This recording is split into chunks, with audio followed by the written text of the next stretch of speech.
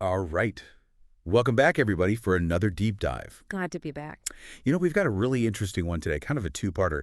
We're going to be taking a look at the career of Kathleen Kennedy, Right. a true Hollywood powerhouse, Yeah, absolutely. and what her upcoming retirement might mean for Lucasfilm and the future of Star Wars. Yeah. So to help us unpack all of this, we've got some great recent articles. One in particular is from The Hollywood Reporter about Kennedy's plans to step down Mm-hmm. at the end of 2025. So, Yeah, it's going to be a big changing of the guard over there. yeah. I mean, what an incredible career this woman has had. Even before we get to Lucasfilm, Right. she's worked on some absolutely iconic films. Yeah. Like, we're talking Raiders of the Lost Ark, E.T., Back to the Back to the Future. I mean, come on. Huge, huge movies. I mean, who hasn't seen those movies? Exactly. That's like a highlight reel of, like, quintessential American cinema. Yeah, and I mean, I think what's fascinating about Kennedy, and you see this in a lot of her films, is this blend of spectacle with heart. So you look at a movie like E.T., Jurassic Park even, these are big, exciting movies, but they also have this emotional core that resonates with audiences. Yeah. She's not just producing blockbusters, she's crafting stories that connect on a deeper level. Oh, for sure. And with 8 Oscar nominations, I mean, Wow. Yeah. that's a testament to her success in doing that. Yeah, I mean, it's one thing to have a career that spans, like 4 decades, Mm-hmm. but to consistently be at the top of your game, Yeah, like that's really something special. for sure. So, after decades of shaping Hollywood, she takes on her biggest challenge yet. Leading Lucasfilm in 2012, Yeah. I mean, that had to be an immense amount of pressure. Oh, absolutely. Like Star Wars. Huge shoes to fill. Like, how do you even begin to take on that legacy? I think one of the biggest challenges she faced was figuring out how to honor the legacy of Star Wars while creating something fresh for a new generation. Right.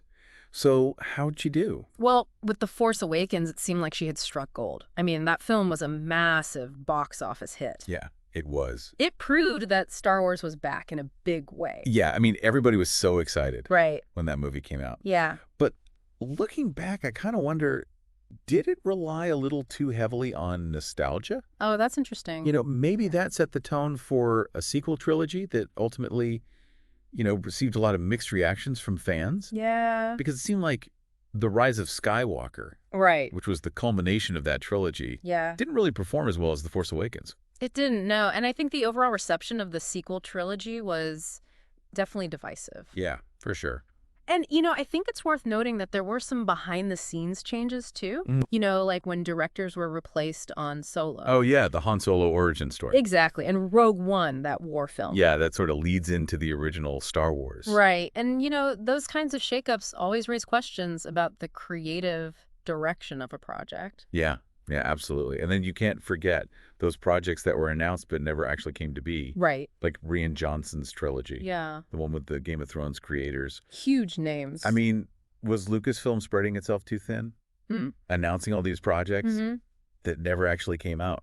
It's possible they were trying to do too much too quickly. The ambition was certainly there. For sure. But maybe a more focused approach would have yielded better results. Yeah. Yeah. Okay, so then there's this shift to Disney plus men. Right. Disney's streaming platform. Right. And this proved to be really successful with The Mandalorian Oh, yeah. and its spin-offs. Hugely popular. Right. Like, why did these shows work when the films seem to struggle? Well, if we connect this to the bigger picture, Okay. it might suggest that maybe serialized storytelling, the kind that works so well on streaming platforms, Right.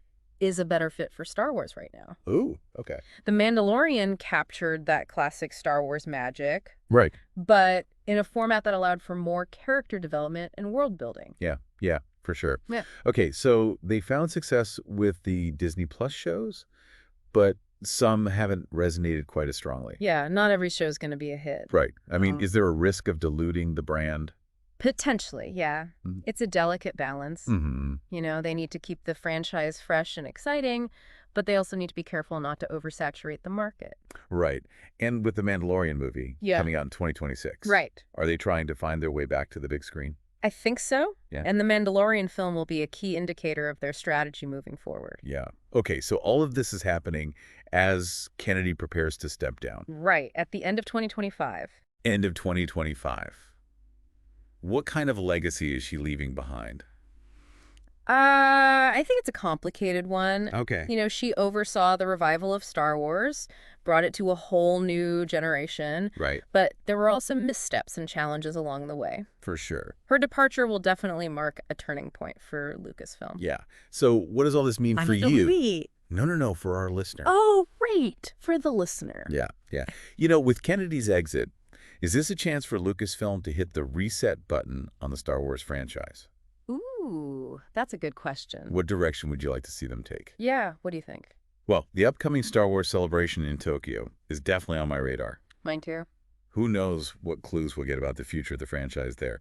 So keep exploring this vast and ever-changing world, because this deep dive is just the beginning. Absolutely. And we'll see you next time. See you then. Bye. Bye.